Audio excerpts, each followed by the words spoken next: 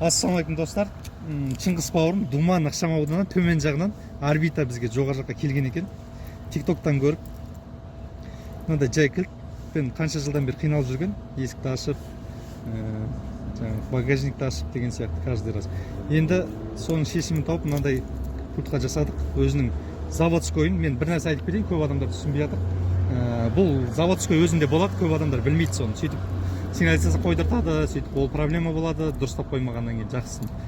Негізінде өзінде болады, заводтан шығарады уже камераларды.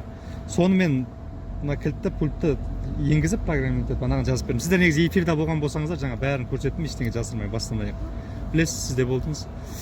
Сондықтан енді айтайын деп отырған нәрсем, осыны бір тексеріп жіберейік. Ашып тұр, жабамыз.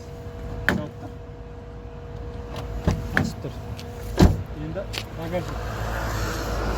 Бұл кісі менде багажник электрический емес деп жүрген ғой.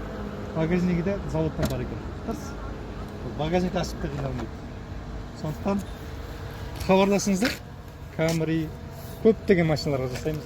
Біздің орналасқан жеріміз Магнум, ана жер мешіт, Нұр торговый-домның алды. Мына киоска, алдында мастерская деп жазылып тұр. Мына жақсы Әл-Фараби, Мустафина, Біржаны.